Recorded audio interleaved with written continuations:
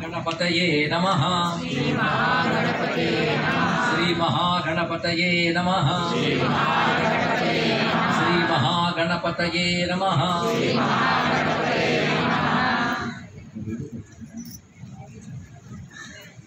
గణపతి లక్ష్మోహత హోమం జరుగుతూ ఇవాళ 7వ రోజులకు ప్రవేశించాం. స్వామి ఏ రోజుకు ఆ రోజు సంపూర్ణమైన కళలతో తేజవిల్లుతో అందరినీ అనుగ్రహిస్తున్నాడు ఈ పవిత్రమైన హోమ ప్రాంగణంలో. అలాగే రోజుకొక పూజ అందరూ చేసుకునే అవకాశం కూడా కల్పించబడుతుంది. ఇక్కడ ఇవాళ చదివేటప్పుడు నామం మీరు విన్నారో లేదు, హరిద్రాబింబ పూజితాయ నమః నామం వచ్చింది. అంటే పసుపు ముద్దలో ఆరాధింపబడేవాడు అని. అదే గణపతిని ఆవహింపజేయడం ఆరాధించడం చాలా సులభం.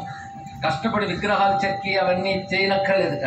పసుపు ముద్ద చుట్టి దాని మీద గణపతిని తలంచుకుని గరిక పెడితే చాలు ఆవహింపబడతాడు. అలాగా మనకి నిత్యము ఇక్కడ హరిద్రాబింబమునందు గణపతి యొక్క మూర్తుల్ని ఆవహింపజేసి పూజ చేశాం.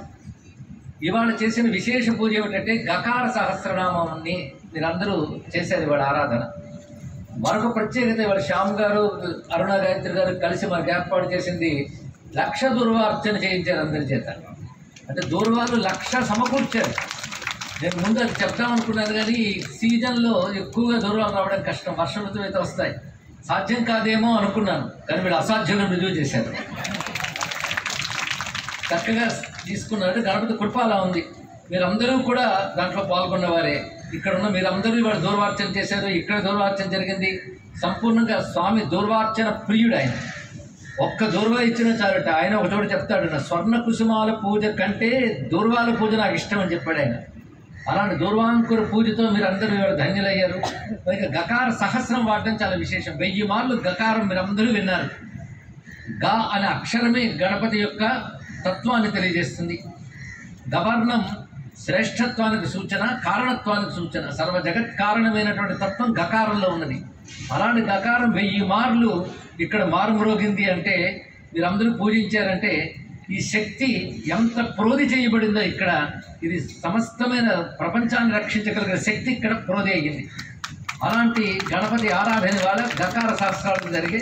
ఈ గకార సహస్రనామాలు కూర్చునేది ఎవరు అంటే నిన్న మనం ప్రవచనంలో చెప్పుకున్నాం. దూర్వాస మహర్షి తపోదృష్టితో దీన్ని కూర్చాడు. ఆయన పేరులో కూడా దూర్వా ఉంది చూడండి. దూర్వాసుడు అని పేరు ఎందుకు వచ్చింది అంటే మరి దూర్వాసుడు అంటే కోపిష్టి విషయం అందరూ అనుకుంటారు. కానీ దూర్వాసుడు ఒక గొప్ప యోగి, శివాంశ సంభూతుడు. పైగా అత్రి అనసూయల యొక్క పుత్రుడు. ఆయన దత్తుడు వలనే ఆయన కూడా పుత్రుడు. ఆ పుత్రుడైనప్పుడు అత్రి గర్భంలోంచి ఉత్తమమైన శిశువు వస్తున్నాడని తెలిసి ఒకరెవరో దుష్ట ప్రయోగం చేశారు, రాక్షస ప్రయోగాన్ని. అప్పుడు రుద్రుడు ఆ ప్రయోగాన్ని తిప్పుకొడుతూ మహాక్రోధంగా ఆవిర్భవించాడు.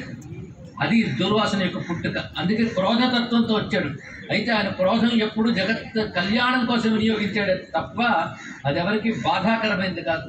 మహాత్ముల కోపం కూడా లీలగానే ఉంటుంది లోక కళ్యాణం కోసం. ఆయన దుర్వాసన పేరు ఎందుకు వచ్చిందంటే ఆయన ఒకప్పుడు తపోదీక్ష పట్టాడు.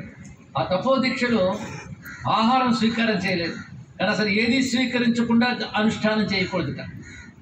కనుకనే దూర్వా అంకురం నుంచి వచ్చే జలాన్ని మాత్రమే స్వీకరిస్తూ తపస్సు చేశాడు కనుక దూర్వాతో వాసం చేశాడు కనుక దూర్వాసుడు అని పేరు ఆయనకి వచ్చింది. అంత కఠోరమైన తపస్సు చేసిన మహానుభావుడు ఆయన. గణపతి యొక్క తత్వము శ్రీ విద్యా తత్వము సిద్ధింపజేసుకున్న మహాత్ముడు. శ్రీ విద్యలో ఆచార్యుడిని కూడా నిన్న మనం చెప్పుకున్నాం.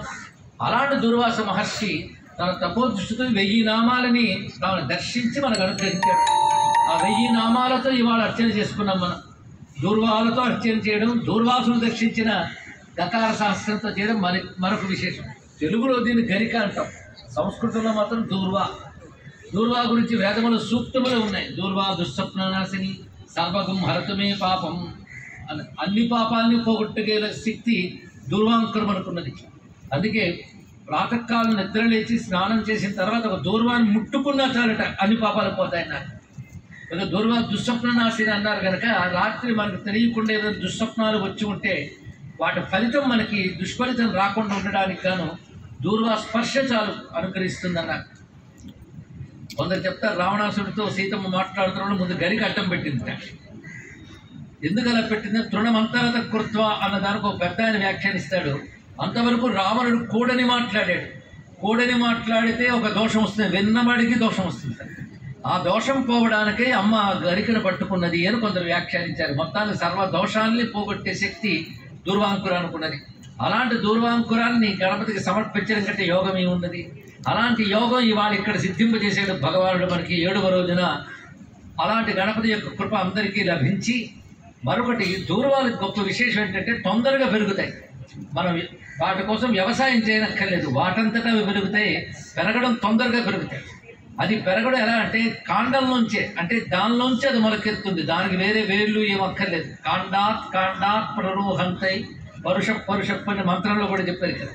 అలాగే దూర్వాంకురం తనలోంచి తాను విస్తరిల్లుతూ వస్తుందో, అలాగే సంతానము ఐశ్వర్యం కూడా అలా వృద్ధి చెందాలి అనేటువంటి భావంతో దూర్వాంకుర పూజను తెలియజేశారు. ఇంత మహిమాన్వితమైన దూర్వాంకుర పూజ ఇక్కడ జరిగింది. ముద్గల పురాణంలో స్వామికి మాట అంటాడు, దూర్వా పూజ నాకు ప్రీతి, దూర్వా మహిమ చెప్పినా నాకు ప్రీతి అన్నాడు.